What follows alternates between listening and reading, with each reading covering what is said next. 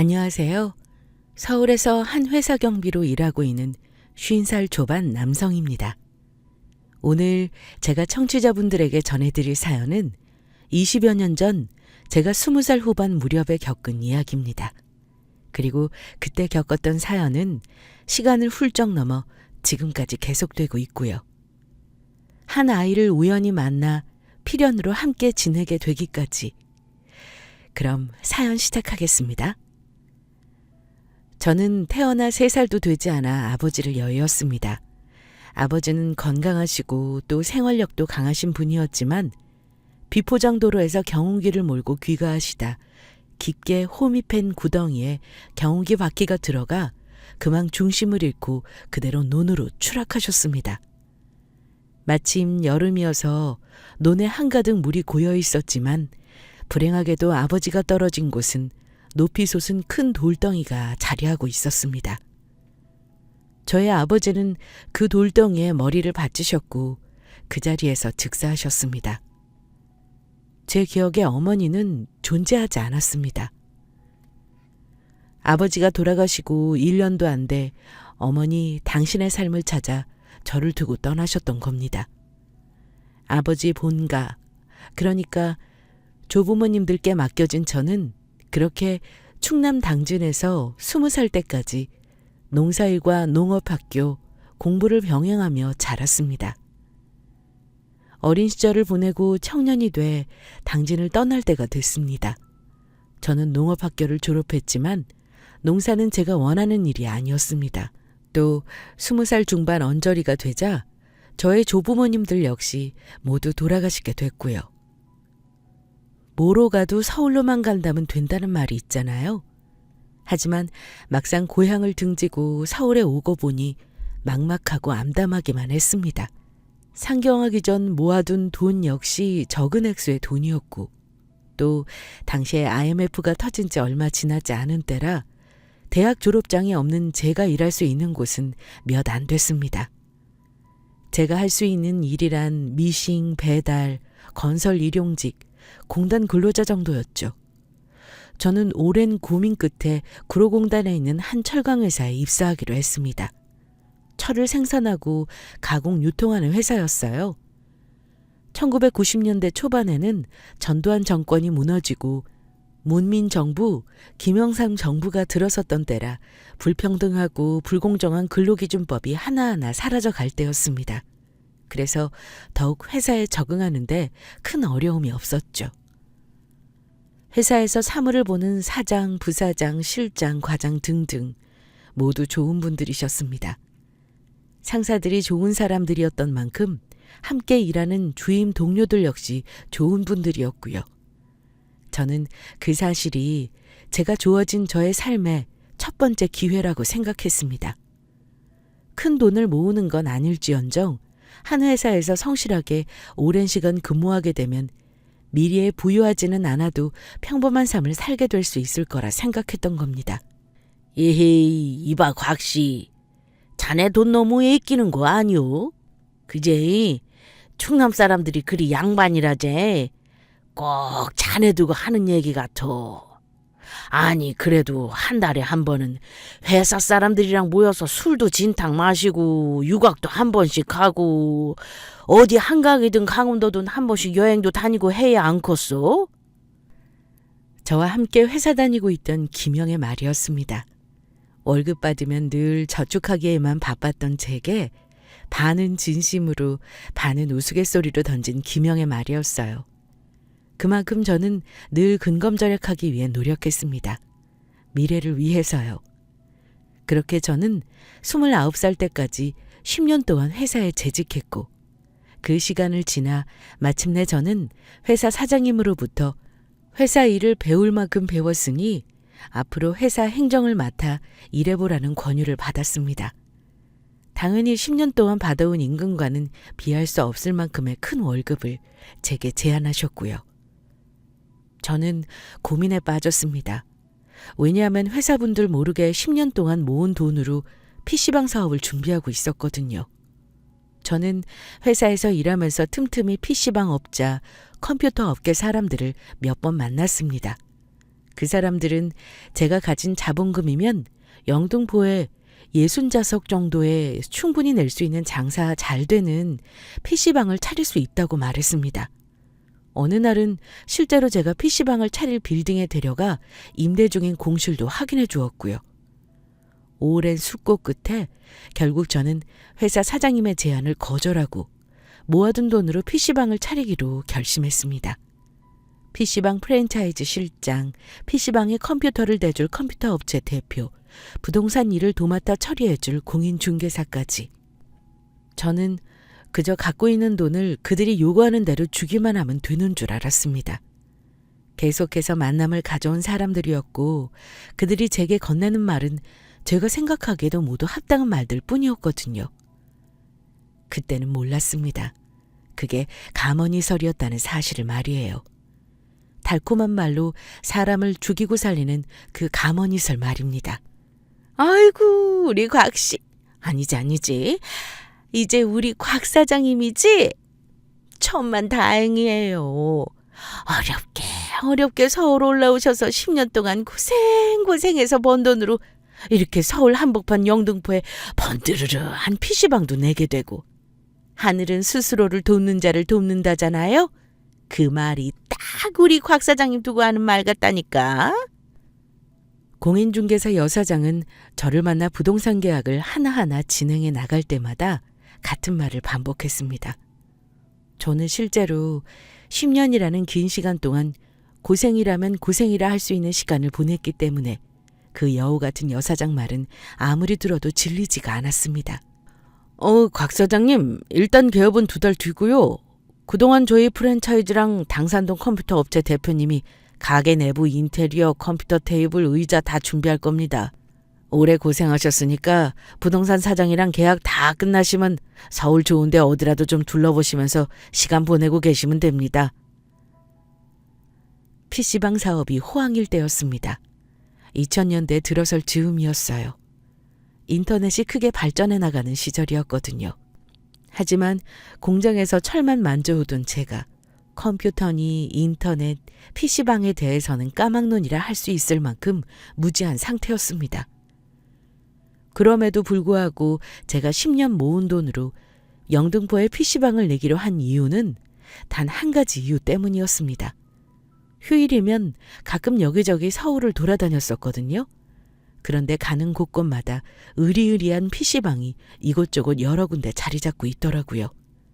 어느 날은 PC방이 뭔가 궁금해서 명동에 있는 한 PC방에 들어가 봤습니다. 저는 그때 받은 충격을 지금도 잊을 수가 없습니다. 한 200평 가까이 되는 그 PC방은 손님을 더 받을 수가 없어서 다음 손님을 대기의자에 앉혀놓고 있었습니다. 그것도 10명 가깝게 말이에요.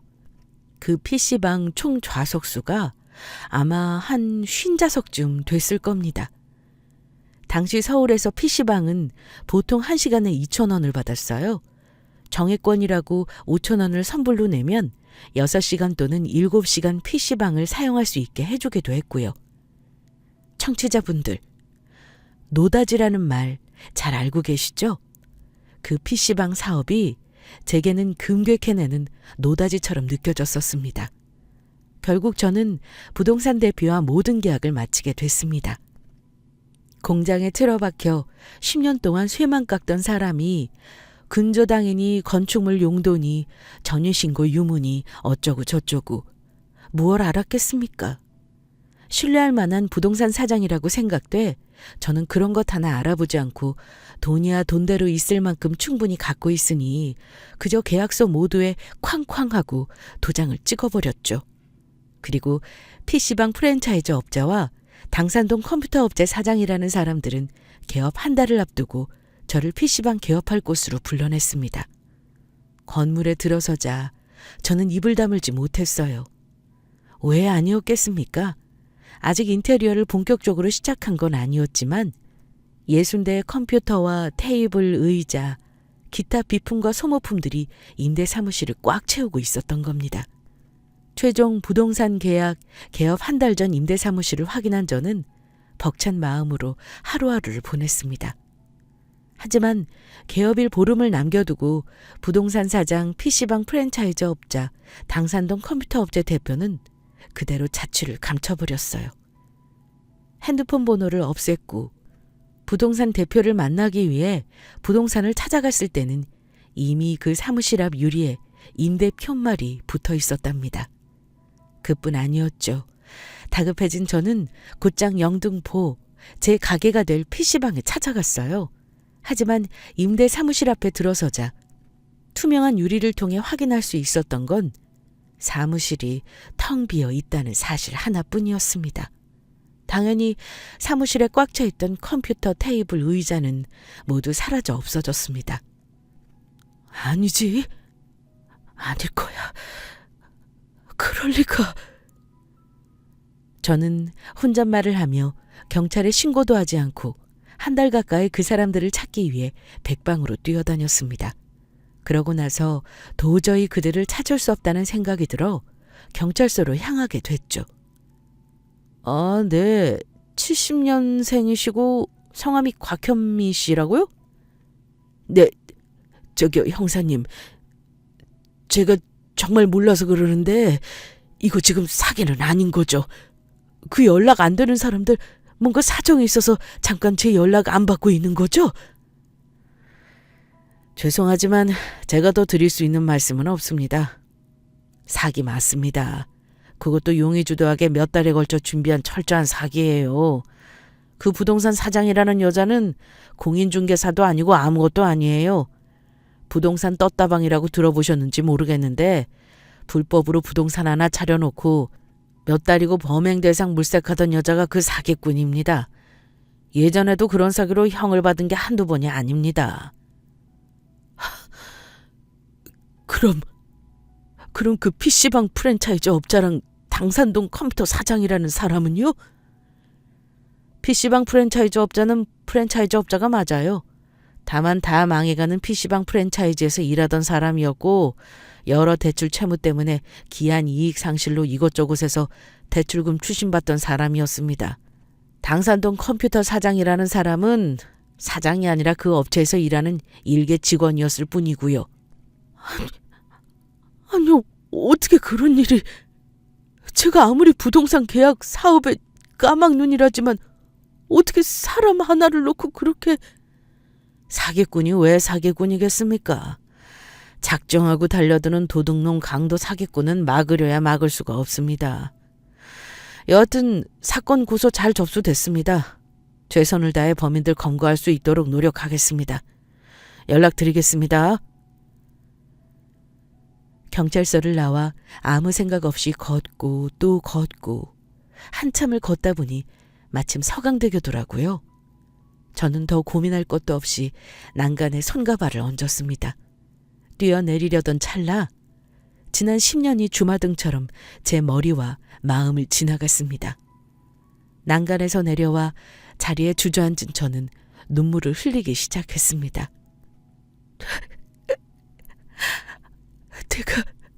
내가 어떻게 모은 돈인데 부모도 할머니 할아버지도 없이 내가 어떻게 해서 번 돈인데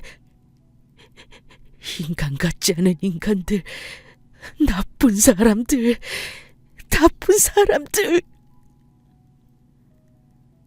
집에 돌아온 저는 며칠 뒤에 경찰 조사가 시작됐다는 연락을 받았지만 그 후 더 경찰서에서 연락을 받지 못했습니다. 그 말은 곧 범인들을 검거하지 못했다는 이야기였습니다.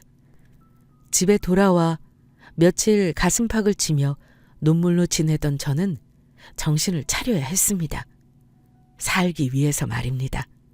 밥을 먹고 씻고 자고 숨쉬고 그저 살기 위해서 말입니다. 염치불구하고 그만둔 공장으로 돌아가고 싶었지만 그럴 수 없었습니다. 회사 사장님은 물론 동료들 얼굴조차 볼 수 없었기 때문입니다. 제 자신이 한심하고 부끄러웠던 겁니다. 할 수 없이 저는 남구로 집 근처 인력소에서 일용직 잡부와 조공으로 일하기 시작했습니다. 다른 회사를 알아봐도 됐지만 그것조차 할 수 없는 상태였습니다. 왜냐하면 저는 이미 신용불량자가 된 상태였기 때문이에요. 제 명의의 계좌로 월급을 받을 수 없는 지경이 된 거죠. 10년 번 돈, 부동산 사장이라는 인간말 믿고 여기저기 은행에서 끌어다 쓴 돈까지 20년 전 어걱 소리라고 말씀드리면 청취자분들이 제가 얼마쯤 사기를 당했는지 좀 이해하실 것 같네요. 궁지에 몰리면 고양이 목덜미라도 무는 게 주의라고 하잖아요. 또 지렁이도 밟으면 꿈틀거린다는 말도 있고요. 하지만 저는 사기당한 후로 그 반대로 행동하게 됐어요. 성실함, 근검 절약, 강한 생활력, 그 모두를 잃게 됐던 겁니다. 구로 남구로 건설 인력 시장은 항상 일이 있는 곳이었어요. 하지만 저는 매일매일, 하물며 일주일에 3번도 일하지 않았습니다. 3일 일에 번 돈으로 술을 사다 마시고 배달 음식을 주문해 먹고 다시 돈이 떨어져야 꾸역꾸역 짐을 챙겨 인력소에 다니던 저였습니다. 그런 사정이 되니 이제 월세가 밀려 집에서 쫓겨날 지경까지 됐습니다. 더 큰 문제는 겨울이 시작됐다는 거였죠. 겨울은 건축 인력 시장에 일자리도 크게 주는 때거든요. 추위가 본격적으로 시작된 12월 초. 일을 마치고 절망감과 우울감에 젖어 집에 귀가하던 저녁이었습니다. 물론 일을 마치고 소주 2병을 입에 털어놓고 비틀비틀거리며 귀가하던 중이었죠.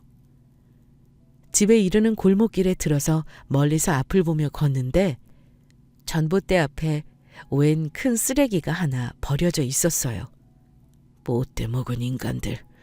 쓰레기를 종량제 봉투에 싸서 내놔야지. 저게 뭐야? 그렇게 생각하며 집과 가까워지던 중이었는데 쓰레기가 버려져 있는 전봇대에 이르러 자세히 보니 그건 쓰레기가 아니라 한 8살이나 됐을까 하는 어린아이였습니다.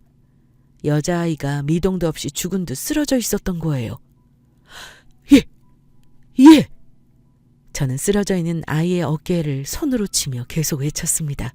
하지만 어린 여자아이는 역시 미동도 하지 않았어요.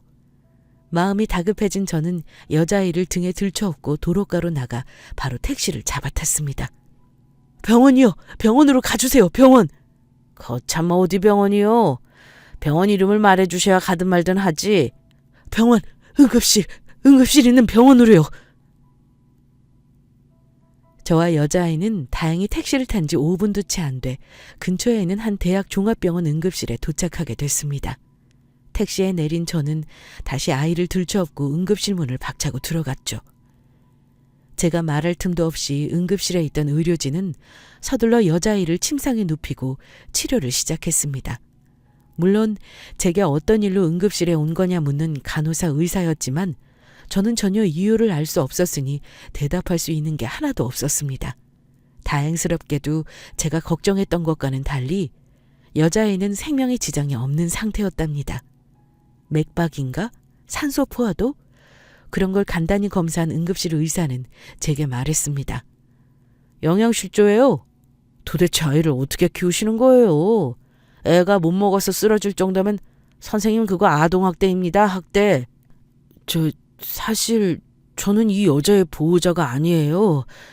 집에 귀가하다가 제가 우연히 발견한 것뿐이라고요. 그나저나 정말 이 애 생명에는 지장이 없는 거 맞는 거예요? 네. 그러셨군요. 제가 너무 흥분한 나머지 실례했네요. 네, 생명에는 지장이 없습니다.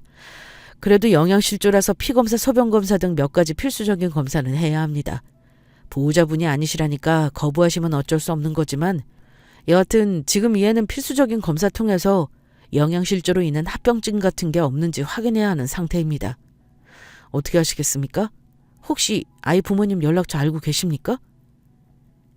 제 지갑에 들어있던 건 그날 받은 임금 9만 원, 집에 월세를 마련하기 위해 마련해둔 돈 25만 원이 전부였습니다. 물론 아이의 부모님 연락처를 알리만무했고요. 간호사에게 검사 비용이 얼마나 드나 물어보니 40만 원에서 50만 원 정도 든다 이야기해 주더군요. 인품 좋고 성정이 좋은 어떤 사람이었다 하더라도 저와 똑같이 오랜 시간 고민했을 겁니다. 저는 병원 바깥으로 나가 담배 한 개비를 태우며 생각했어요. 그러고 마침내 아이가 검사를 받을 수 있도록 했습니다. 검사가 시작되고 6시간 정도 지나 검사 결과가 나왔고요. 의사는 말했죠. 참 다행입니다. 애 몸이 이 지경인데도 다행히 영양실조로 인한 다른 문제는 없습니다. 빈혈 수치, 전해질 등등 여러 수치는 확연하게 떨어져 있지만 그건 앞으로 아이가 잘 먹고 잘 자고 하면 저절로 해결될 문제입니다. 물론 한 나흘 정도는 아이가 꼭 입원을 해야 합니다. 링거, 영양분 주사, 약을 먹여야 더 빨리 회복이 가능합니다. 눈앞이 캄캄했습니다. 아이를 병원에 입원시키고 병원 수납창고에 가서 검사비, 4일 병원비를 물어보니 83만 원을 이야기하더군요. 저는 일단 지갑에 갖고 있던 9만 원을 수납창고에 직원에게 건네주며 말했습니다. 죄송합니다. 제가 지금 가진 돈이 9만 원이 다예요. 정말 죄송하지만 남은 돈은 아이가 병원에서 태어나기 전까지 드리면 안 될까요? 사정이 좀... 그렇게 하세요. 남은 돈은 아이 태어날 때까지만 정산해 주시면 돼요. 지금 모두 계산해 주시는 게 서로 편하지만 사정이 어려우시다니 다시 태어날 때까지만 정산해 주세요. 다만 정산이 안 되면 퇴원을 하더라도 남은 잔액은 보호자분의 명의로 비용이 청구될 거란 건 알고 계시고요. 네, 감사합니다. 아이가 병원에 있는 병실로 올라가 보니 아이는 곤히 잠들어 있었습니다. 아이를 뒤로하고 병원을 나와 생각했습니다. 83만 원에서 9만 원을 치렀으니 남은 74만 원은 어떻게 해야 하나 하면서 말입니다. 제가 그 당시에 왜 그 정도로 무모하게 행동했는지 모르겠습니다. 저는 사람이 현명하고 또 똑똑한 것도 아니었고 마음씨가 좋은 사람도 못 됐으니까요. 과거에 생활력은 강했었지만 그 당시에는 마음이고 머리고 죽을 대로 죽어 있어 일도 더 하고 싶지 않아 했던 때였거든요. 그랬던 저는 아이의 병원비를 마련하기 위해 한 채의 망설임 없이 곧장 집으로 돌아와 몸을 씻고 바로 집을 나섰습니다. 집 근처 전봇대에서 벼룩시장 신문을 들고 다시 집에 돌아온 저는 일당으로 바로바로 일한 임금을 받을 수 있는 일들을 볼펜으로 한 줄 한 줄 줄을 그어 나가기 시작했습니다. 유심히 벼룩시장 공고를 살펴보던 중 저는 눈에 띄는 한 공고를 발견했어요. 강동구 아파트 현장 긴급 구인 격일 근무 철야작업 8일 석재 조공 일당 21만 원 만근시 10만 원 추가 지급. 계산해보니 철야작업 근무하는 날 4일 추가 지급해주는 돈 10만 원까지 8일을 일하면 총 94만 원을 받을 수 있었습니다. 저는 바로 구인 공고를 낸 사람에게 전화를 걸어 바로 일을 시작하겠다고 말했습니다. 그리고 안전화와 장갑, 간단한 세면도구를 가방에 챙겨 전화한 사람을 만나기로 한 장소로 향했죠. 아파트 공사 현장에 도착한 저는 담당자와 간단한 통성명을 마치고 옷을 갈아입고 바로 작업에 투입됐습니다. 일용직 작부만 해오던 저에게 돌을 이고 지고 나르는 일은 당연히 쉬운 일이 아니었습니다. 아슬아슬하게 난간을 타기도 했고 80kg에 가까운 대리석을 등에 지고 계단을 오르내려야 하기도 했습니다. 하지만 견딜 수 있었습니다. 불우한 어린 시절을 보냈던 것처럼 불우한 어린 시절을 보내고 있는 여자아이를 생각하니 못할 게 없었던 겁니다. 일을 시작한 지 4일이 지나 저는 병원에 전화를 걸어 4일 더 아이를 입원시키겠다고 말했습니다. 병원 원무과 관계자는 걱정하는 목소리였지만 저는 자신 있게 말했습니다. 꼭 데리러 갈 테니 걱정 안 하셔도 돼요. 4일 뒤에 꼭 아이 데리러 가겠습니다. 그동안 저의 아이 꼭 잘 좀 보살펴 주세요. 그때 왜 제가 저의 아이라고 말했었는지는 지금도 잘 모르겠습니다. 아이에 대한 연민과 동정이었겠지만 그보다 더 큰 어떤 마음이 제 가슴을 흔들어 놓았던 것입니다. 마침내 모든 작업을 마치고 저는 공사 현장 담당자에게 100만 원을 받게 됐습니다. 본래 받아야 할 돈은 94만 원이었지만 담당자는 8일 동안 꽤 안 쓰고 열심히 일해줘 고맙다며 담뱃값이라도 하라며 제게 웃돈 6만 원을 더 얹어주었습니다. 감사합니다. 감사합니다. 아니에요. 곽현민 씨라고? 뭐 사정이라도 있나? 뭔 일을 그렇게 미친 사람처럼 열심히 하고 그래. 그러면 오래 못 가. 찬찬히 하라고. 그리고 돈 필요하면 연락해요. 일자리는 차고 넘치니까. 담당자와 인사를 마친 저는 버스를 타고 아이가 있는 병원으로 향했습니다. 병원에 도착한 저는 아이의 병실에 올라가기 전에 먼저 원무과에 들러 아이 병원비 모두를 계산했습니다. 그럼 지금 바로 퇴원해도 되는 건가요? 네, 담당 주치의 선생님께 전화 걸어둘 거예요. 아이 옆에서 잠깐만 기다리고 계세요. 그럼 저희 선생님이 아이 있는 병실로 찾아가실 거예요. 병실로 올라가 보니 아이는 양반다리를 하고 앉아 TV에 나오는 만화를 보고 있었습니다. 어린애답게 까르르 웃으며 말이죠. 저는 아이가 놀랄까봐 쭈뼛쭈뼛하며 아이에게 다가갔습니다. 완전히 아이 옆에 다가서자 아이는 호기심 가득한 얼굴로 제 얼굴을 올려다봤어요. 어? 아저씨 뭐야? 누구야? 아저씨는 네 아빠 친구. 네 아빠 친구야. 아, 진짜? 근데 우리 엄마 아빠는 언제 와? 이제 엄마 아빠 만나러 갈 거야. 근데 너 전봇대 앞에 쓰러져 있던 날 기억해? 당연하지. 그날도 엄마가 나 밥 안 준 날이었거든. 며칠인지는 나도 몰라. 근데 한 일주일? 엄마가 일주일 밥 안 줬어. 밥을 안 줬다고? 엄마가? 그럼 아빠는? 아빠? 아빠도 밥 안 줬는데. 아빠가 나보고 그랬어. 너는 진짜 엄마 닮은 애라서 밥 먹으면 안 된다고. 물만 마시라고. 진짜 엄마? 응, 나 가짜 엄마 진짜 아빠랑 살아. 진짜 엄마는 내가 어렸을 때 놔두고 도망간댔어.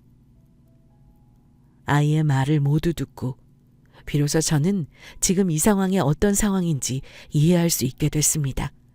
아이는 계모 친아빠와 함께 지내고 있었던 것이고 친아빠와 계모는 아이를 방치하고 학대하고 있었던 겁니다. 저는 다시 한번 고민에 빠질 수밖에 없었습니다. 아이를 어떻게 해야 할지 말이죠. 제가 아이를 직접 키우기에는 제 코가 석저였던 건 말할 것도 없었습니다. 그렇다고 당장 아이를 보육원에 보낼 수 있는 것도 아니었어요. 보육원에 보내기 위해서는 호적상 아이의 친부모의 동의가 필요했으니까요. 아이의 호적상 친부모들을 경찰에 신고할 수도 없는 상황이었습니다. 아무리 인터넷이 발달해 있던 시대였지만 저는 인터넷을 이용할 줄도 몰랐고 무엇보다 아이는 자신의 집 주소는 물론 계모 친아빠가 다니는 직장 전화번호조차 모르고 있었거든요. 아이가 살았던 동네는 말할 것도 없이 모르고 있었고요. 제가 할 수 있는 것이라고는 고작 동사무소 복지 담당 주인과 함께 아이를 데리고 경찰서에 방문해 미아 신고를 하는 것뿐이었습니다. 담당 주치의를 만나고 몇 주 더 먹을 약을 챙겨 병원을 나온 저희는 병원 앞에 있는 짜장면 집으로 향했습니다. 아이와 짜장면을 먹다 저는 말했습니다. 이름이 뭐니 넌? 나 설. 설? 그게 다야? 아니, 이설. 이설. 그렇구나. 설아, 아저씨 말 잘 들어. 아저씨는 설이 아빠랑 정말 친한 친구거든. 그래서 설이 아빠 부탁대로 앞으로 설이는 아저씨랑 아저씨 집에서 함께 지낼 거야. 알았지? 설이가 편한 대로 아저씨 하고 부르면 돼. 설이는 앞으로 이 아저씨가 아침, 점심, 저녁 꼬박꼬박 밥도 맛있게 해줄 거고 또 학교도 보내줄 거야. 알았지? 진짜? 진짜? 예? 그럼 우리 가짜 엄마랑 진짜 아빠는 언제 만나는 건데? 설이한테 밥도 안 준 가짜 엄마 아빠였는데 설이는 엄마 아빠 보고 싶어? 그건 나중에, 아주 나중에. 설이가 잘 자라서 훌륭한 사람 되면 그때 이 아저씨가 엄마 아빠한테 꼭 데려다 줄게. 저는 구로공단 회사에 다녔을 때처럼 완전히 다른 생활을 시작했습니다. 아무리 생활력이 강해졌다 하더라도 꼭 주말만큼은 일을 쉬었어요. 왜냐하면 평일에 학교에 다녀와 대부분의 시간을 집에서 혼자 보내는 서리를 위해 주말에는 누구보다 다정한 아저씨, 아빠가 돼주기 위해서였습니다. 태어난 강아지가 하루가 다르게 자라듯 서리도 마찬가지였습니다. 그동안 굶주리고 또 굶주리게만 했던 서리는 제가 만류해야 할 만큼 종종 너무 많은 음식을 먹으려 하기도 했어요. 그러나 그런 것 따위 문제될 게 없었습니다. 예쁘고 또 예쁜 서리는 하루하루 한 뼘 한 뼘 자라며 저를 기쁘게 해주었으니까요. 그렇게 행복한 나날만 계속될 줄 알았습니다. 서리와 함께 생활한 지 한 달하고 보름쯤 지나서였습니다. 저는 그날 아침 유독 컨디션이 좋지 않다는 걸 느꼈어요. 감기 기운이 있었던 거죠. 하지만 제 스스로 제 자신에게 약속한 대로 평일에는 어떤 일이 있어도 일해야 한다는 제 자신과 약속을 지키기 위해 짐을 꾸려 인력소로 향했습니다. 어이 곽씨, 오늘은 큰 거 하나 있어. 어쩔겨? 나갈겨 말겨? 요 근처 신축 빌라 현장인데 벽돌 곰방 들어왔어. 벽돌만 빨리 날라주면 야리끼리도 될겨.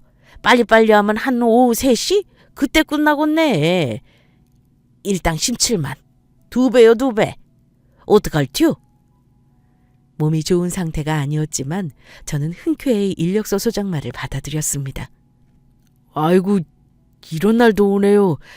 소장님 감사해요. 제가 일을 마치고 올 때 바카스라도 한 박스 사올게요. 됐어. 뭔 바카스. 우리 인력소에서 곽씨만큼 하는 사람이 어디 있간디? 몸 다치지 말고 오기나 혀. 일하다 뭔 일 있으면 바로 전화하고. 현장에서 나간 저는 아침밥을 먹고 옷을 갈아입고 일을 시작했습니다. 공사 현장에서 쓰는 말로 야리끼리라는 말이 있는데 야리끼리란 정해진 일을 모두 마치면 곧장 퇴근하는 것을 말합니다. 일이 좀 고되더라도 5시, 늦으면 6시까지 해야 하는 공사 현장 일을 3시까지 끝낼 수 있으니 그만큼 일하는 사람들한테 더없이 좋은 게 야리끼리였죠. 좋지 않은 몸 상태, 일찍 일을 끝내야겠다는 마음 때문이었을까요? 점심을 먹고 일을 시작한 지 채 10분도 되지 않아 일이 터지고 말았습니다. 오전에는 1층에서 1층으로 벽돌을 날랐지만 오후에는 1층에서 2층, 3층으로 벽돌을 날라야 했습니다. 한 차례 2층에서 벽돌을 나르고 다시 1층으로 돌아와 다시 2층으로 올릴 벽돌을 등지개에 싣고 있을 때였습니다. 오전에 제가 진 벽돌 무게와 똑같은 무게였지만 지게에 벽돌을 모두 싣고 보니 오전과 전혀 다른 무게가 느껴졌습니다. 그때 이미 한계가 온 거였어요. 그럼에도 저는 그러려니 하며 계단을 타기 시작했습니다. 그러고 1층 계단 6칸째를 딛자마자 저는 그만 뒤로 쓰러져 계단을 구르고 말았습니다. 바닥에 쓰러진 저는 도저히 움직일 수 없었습니다. 살려주세요, 살려주세요 소리조차 낼 수 없을 만큼 고통스러웠습니다. 마침 제 옆을 지나가던 현장 인부가 저를 발견해 부축해줬지만 저는 도저히 자리에서 일어날 수 없었습니다. 결국 현장에 응급차가 도착했고 저는 응급차에 실려 종합병원으로 향하게 됐습니다. 천만다행이었습니다. 여러 검사 결과 다행히 골절이나 인대에 문제가 생긴 건 아니었으니까요. 하지만 그동안 축적된 근육의 피로, 경직, 쓰러질 때의 타박상으로 고통이 심한 것이라 담당 주치의는 제게 설명해 줬습니다. 또 그동안 제가 잘못된 자세로 일해온 탓에 골반이 크게 뒤틀려 있다 말했습니다. 또 의사는 2주 정도 입원을 해야 그나마 일상생활이 가능할 거라 이야기했죠. 그나마라니요? 선생님, 그럼 앞으로 공사 현장 일은 못한다는 말씀이신가요? 네, 안 됩니다. 그것도 하루 이틀 일일 겁니다. 등에 나무를 지든 벽돌을 지든 다시 한번 말씀드리지만 그것도 하루 이틀입니다. 다시 또 쓰러지시고 말 거예요. 뼈랑인대에 문제가 없다고 해도 그 전부터 환자분 몸 상태가 정상이 아니었어요. 검사해보니 일자목도 문제고 크게 뒤틀린 골반도 큰 문제였습니다. 공사 현장 일은 안 됩니다. 무거운 물건을 들고 나르는 일도 안 되고요. 다른 일 알아보시는 게 최선입니다. 의사 선생님 이야기를 듣고 가장 먼저 떠오른 생각은 저의 생활비나 앞으로의 미래 같은 게 아니었습니다. 가장 먼저 든 생각은 설이었습니다. 이제 겨우 사람의 온기를 느끼고 먹는 것, 입는 것, 친구들과 어울리는 것, 생활의 재미를 느끼기 시작한 설이.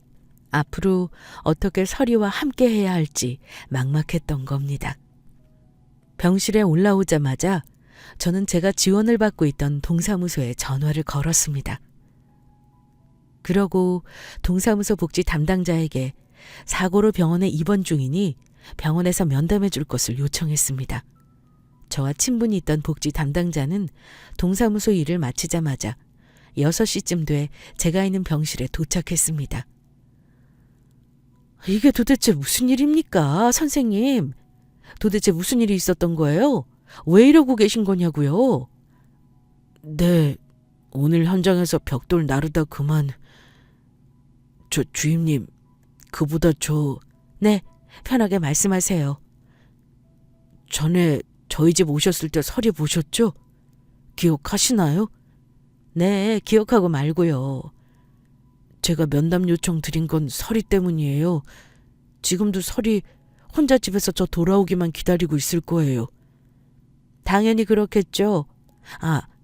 며칠 설이 좀 돌봐달라 면담 요청하신 거예요? 아니요, 실은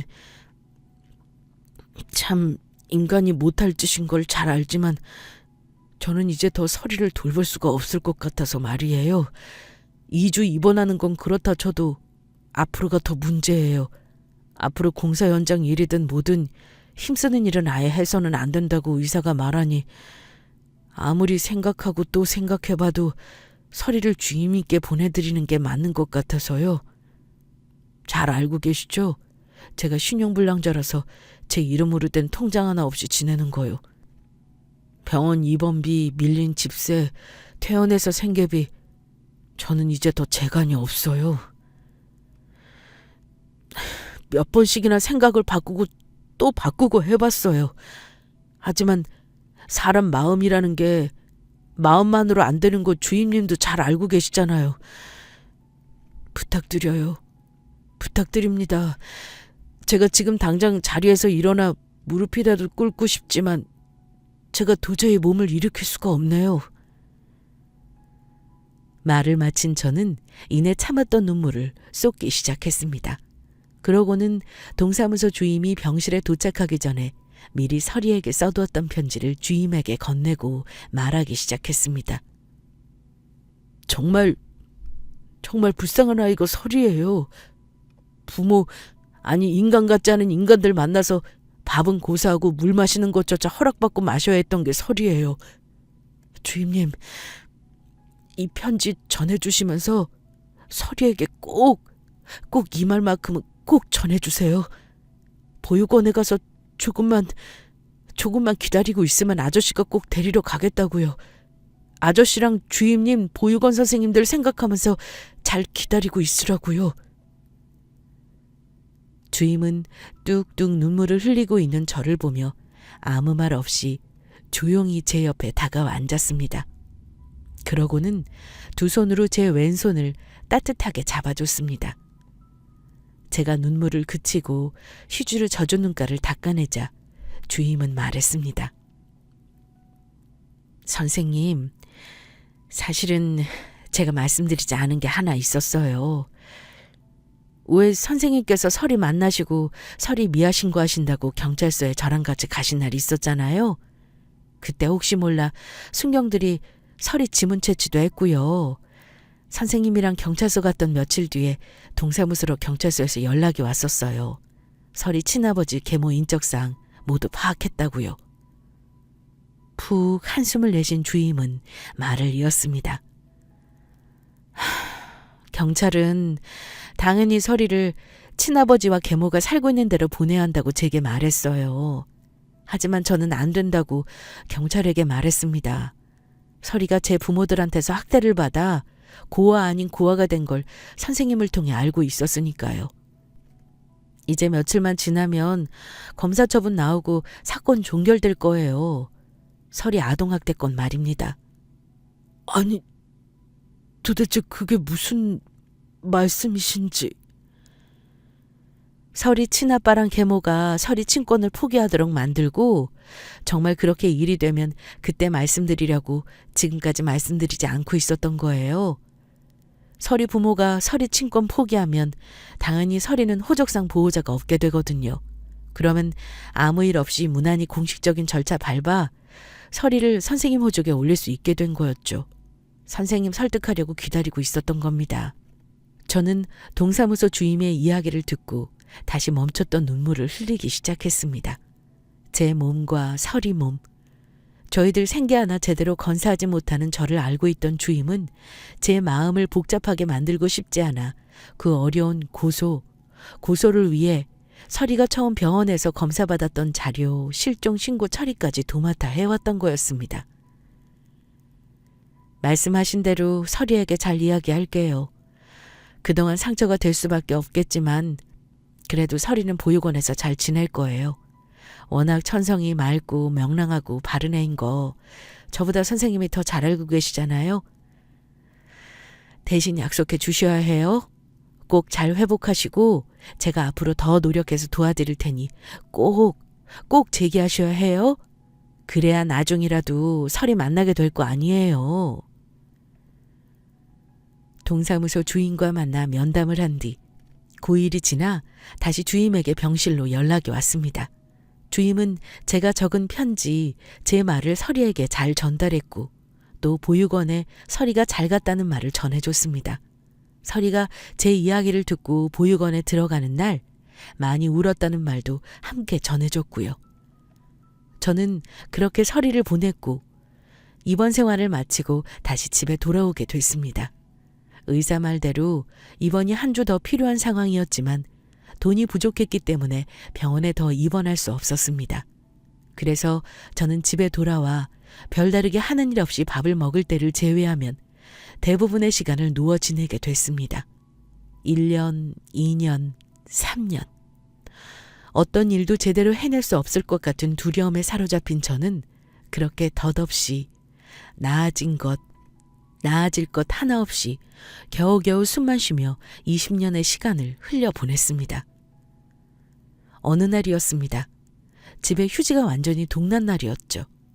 다른 생활용품이라면 미루면 그만이었지만 휴지는 그럴 수가 없지 않습니까? 허리 통증이 여전했지만 걷지 못할 정도는 아니었기 때문에 저는 예전에 공사 현장에서 비 올 때 입었던 검은 우비를 입고 집을 나섰습니다. 굵은 비가 제법 내리는 날이었어요. 현관에 있는 새까만 운동화를 신고 집을 나섰죠. 건물을 나와 슈퍼를 향해 10m쯤 갔을 때였습니다. 근처에서 비명소리 지르는 소리가 들려왔습니다. 근처이긴 했지만 몇 걸음 떼면 갈 수 있는 가까운 거리는 아닌 것 같았어요. 빗소리도 빗소리였지만 바락에 가까운 그 사람의 목소리가 제 귀에 겨우겨우 와닿는 것 같았거든요. 그 생각을 하고 있던 찰나 이번에는 살려주세요, 살려주세요. 연거푸 여자의 목소리가 들렸습니다. 마음이 급해진 저는 발걸음을 옮겨 이곳저곳 골목을 찾아다녔지만 결국 여자를 찾아내지 못했습니다. 고민 끝에 저는 어느 다세대 주택 1층 처마 밑에 들어가 핸드폰을 꺼내 경찰에 신고 전화를 넣었습니다. 여기 사람이 다친 것 같아요. 여기 둥지 슈퍼 바로 옆이에요. 빨리 좀 와주세요.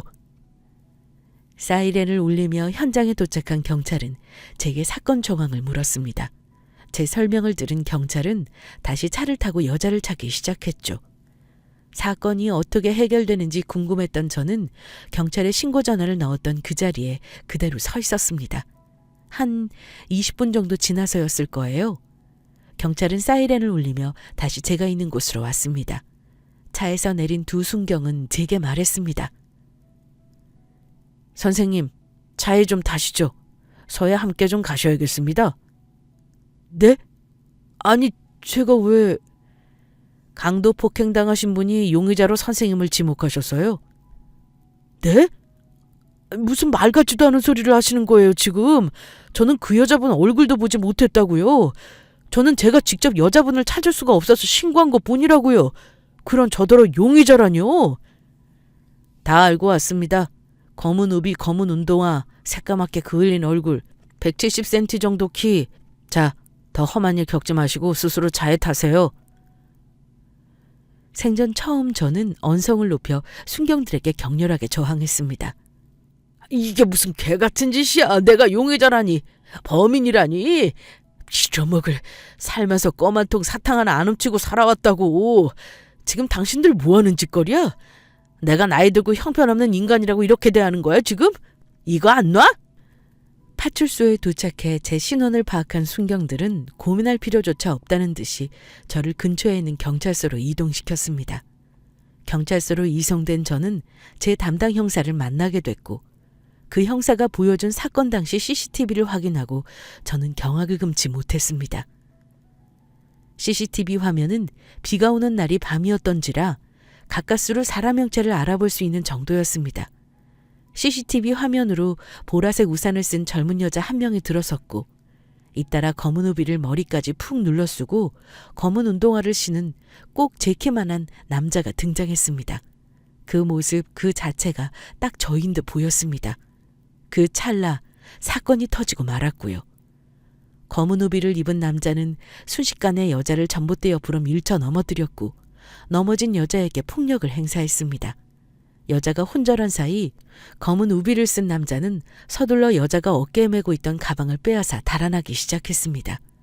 비가 오는 밤이라 골목에 사람이 없어서 그랬던 건지 남자는 태연해 보일 정도로 천천히 골목을 유유히 빠져나갔습니다. 그런 상황에서 가장 큰 문제가 된 것은 제가 제 혐의를 부인할 수 있는 알리바이가 없었다는 겁니다. 범인이 빠져나간 골목, 그리고 이어지는 다음 골목까지는 CCTV가 설치되어 있었지만 그 다음부터는 CCTV가 설치된 곳이 없었던 겁니다.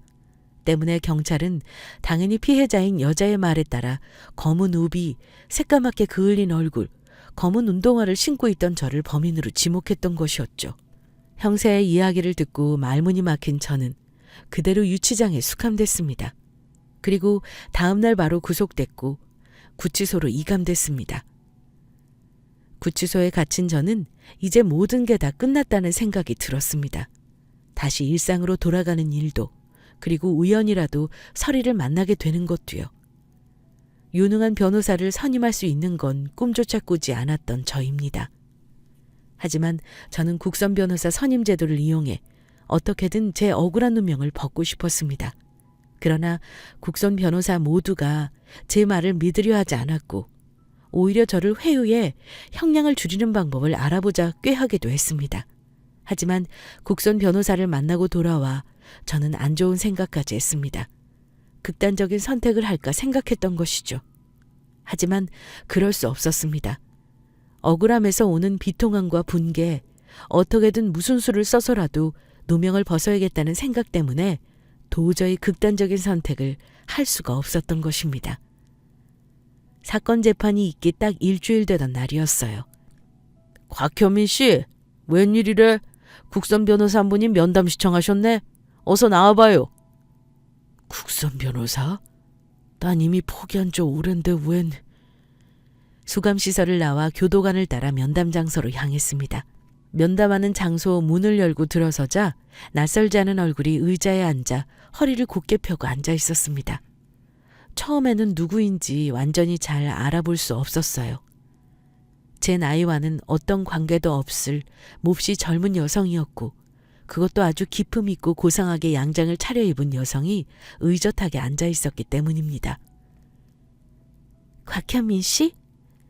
여자는 자리에 앉은 저를 보고 스스럼 없이 제 이름을 불렀습니다. 네, 제가 곽현민입니다. 곽현민 씨는 여전히 똥배가 나오셨네요? 아니, 무슨 그따위 말을... 당신 국선 변호사 아니세요? 지금 무슨 말씀을 하시는 겁니까? 지금 저 죄인이라고 그렇게 함부로 대하시는 겁니까? 참, 아저씨도 똥배 나온 사람 보고 똥배 나왔다고 하지. 그럼 뭐라고 해요? 저예요, 저. 설. 20년 전 이설. 아저씨가 살려줬던 이설이요. 뭐라고? 이설? 너 뭐하는 인간이야? 이봐! 교도관! 교도관! 당장 이 면담 끝내줘요! 당장! 당장! 구로공단에서 10년 동안 일한 아저씨, 나쁜 사람들한테 사기당해서 모든 걸 잃은 아저씨, 신용불량자가 돼서 인력소에만 일했던 아저씨, 전봇대에 쓰러진 저를 발견하고 돈도 없는데 저를 치료해줬던 아저씨, 동사무소 김민수 주임, 헤르나 보육원, 그리고 꼭 저를 데리러 오겠다고 편지 썼던 그 사람, 그 아저씨. 설이가 맞았습니다. 설, 이설. 마음에 묻어두고 괴로울 때마다, 삶을 모두 내려놓고 싶을 때마다 마음에서 꺼내보던 아이 설이가 맞았습니다. 고개를 떨어뜨린 채 저는 오열하기 시작했습니다.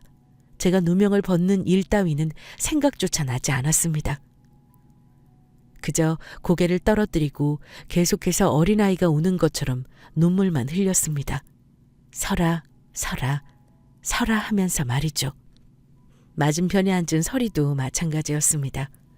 허리를 곧게 핀 자세로 바르게 앉아있던 설이었지만 제가 눈물을 쏟기 시작하자 저를 따라 울기 시작한 설이었습니다. 그리고는 중간중간 설이는 제게 말했습니다. 아저씨, 미안해요. 내가 정말 미안해. 아저씨한테 받은 거 다 돌려주려고 정말 많이 찾았어요. 아저씨, 이제 내가 다 돌려줄 거예요. 아저씨 미안. 너무 늦게 와서 정말 미안. 정말 죄송해요. 변호사님, 면담 시간 다 됐습니다. 이제 이야기 정리해 주셔야 돼요. 눈치 없는 교도관은 눈물을 흘리며 이야기를 주고받고 있던 저희에게 말했습니다. 교도관의 말을 들은 설이는 눈물을 그치고 상의 앞 매무새를 다듬었습니다. 그러고는 말을 이었습니다. 아저씨 찾고 아저씨가 구로 강도 폭행 사건 용의자로 지목됐다는 것까지 알게 됐어요. 국선 변호사들 모두 사건 수임하는 거 거절했다고요? 저도 그 사람들처럼 똑같이 막막했어요. 근데 그 변호사들이 놓친 게 하나 있었어요. 범인 걸음걸이 말이에요. 진범도 아저씨도 둘 다 팔자로 걸어서 사건이 잘 해결될 수 있으려나 했어요. 하지만 아직 보관 중인 CCTV, 진범과 아저씨 걸음걸이를 비교해보니 확실히 구별할 수 있는 결정적인 증거가 하나 남아있었어요. 진범은 정말 말 그대로 조직폭력배들처럼 팔자걸음으로 걸어요. 아저씨도 진범처럼 걷지만 결정적인 진범과 다른 걸음이 하나 있었어요. 아저씨가 팔자걸음으로 걸을 때 아저씨 허리랑 뒤틀린 골반 병력 때문에 팔자걸음으로 걷더라도 왼쪽 발이 바깥으로 벌어지지 않고 앞으로 일자가 된다는 거였어요. 저는 그 사실을 발견하자마자 국과수에 CCTV 판독을 의뢰했고 결국 아저씨가 범인이 아닐 수 있다는 소견을 받았어요. 아직 진범은 잡히지 않았지만 그건 중요한 게 아니에요. 며칠 뒤에 있을 재판에서 아저씨는 무죄 선고 받고 풀려날 거예요. 국과수 소견뿐 아니라 제 대학 법학과 선배 교수님 법의학자 2분을 증인으로 법정에 신청할 거거든요. 정말이니? 정말이야, 설아?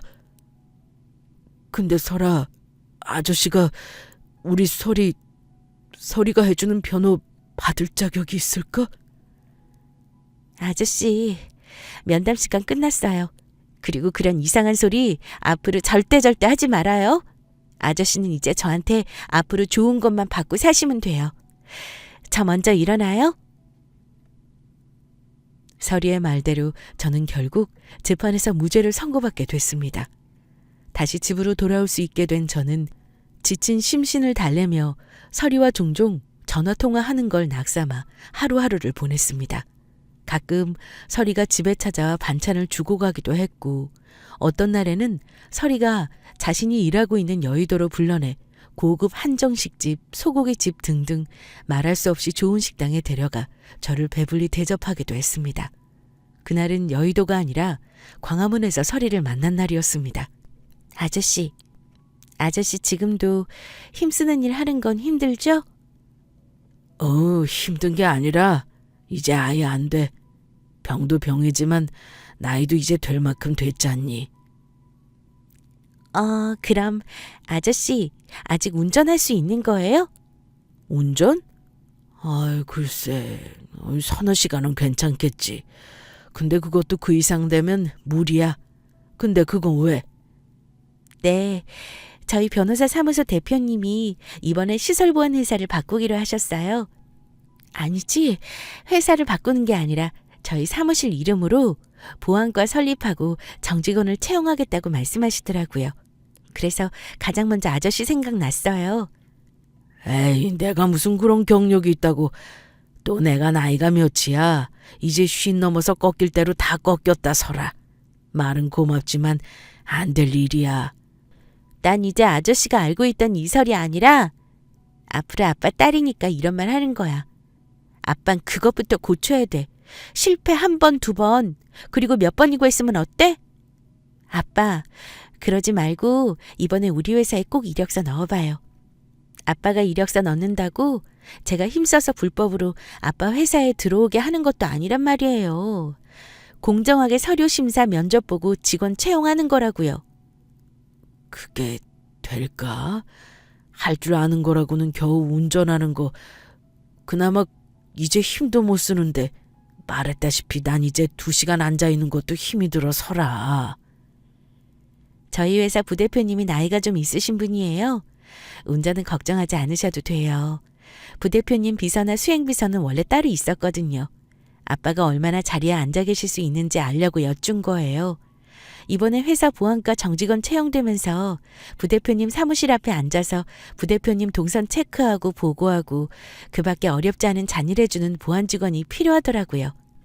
그리고 부대표님이 나이가 지긋하신 분이라서 보안 직원도 나이가 좀 드신 분을 원한다고 하셨고요. 한 공장에서 10년 가까이 일해온 것과 이후 사업에 실패했지만 아픈 몸을 끌고서라도 인력소에 나가 일한 점이 채용에서 긍정적인 요소가 됐던지 저는 마침내 서울 여의도에 있는 대형 로펌 부대표님의 안전과 보안을 담당하는 경비로 채용됐습니다. 하지만 제게는 결정적인 결격 사유 하나가 있었습니다. 제가 여전히 신용불량자라는 사실 말입니다. 그 사실을 알고 있던 부대표님은 최종 면접에서 제게 말씀하셨습니다. 사정이 있으셨을 거라 생각합니다. 저희 연배까지 오며 사연 사정 없으면 도리어 더 이상한 법이죠. 법은 말이 법일 뿐 누구에게나 공평하고 평등하지 않습니다. 저희 로펌 도산법 담당자 통해 회생이나 파산 절차 밟을 수 있도록 하겠습니다. 20년 전 한 회사에서 성실하게 근무하셨듯이 그렇게 일해 주시기만 하면 됩니다. 억울한 누명을 벗겨주고 일자리를 마련해준 설이 덕분에 이제 저는 더 큰 삶에 부침 없이 감사한 마음으로 하루하루를 보내고 있답니다. 또 로펌 부대표님과 설이가 알려준 대로 몇 해 전부터 개인 신용 회복 절차를 밟아 과거의 진 빚 역시 이제 거의 다 갚은 상태가 됐고요. 물론 정말 아버지와 딸은 아니지만 설이 말대로 저는 아빠와 딸처럼 지금도 설이랑 다정다감하게 지내고 있답니다. 사람 마음, 세상 만사, 하늘의 뜻 모두 알 수 없는 것이죠. 다만 그저 순리대로 선하고 바르게 사는 게 하늘의 뜻이 아닌가 하고 생각하게 됩니다. 긴 사연 들어주신 청취자분들에게 감사 인사 말씀 올리며 이만 사연 마치겠습니다. 여러분 모두 건강하시고 안녕하십시오. 감사합니다.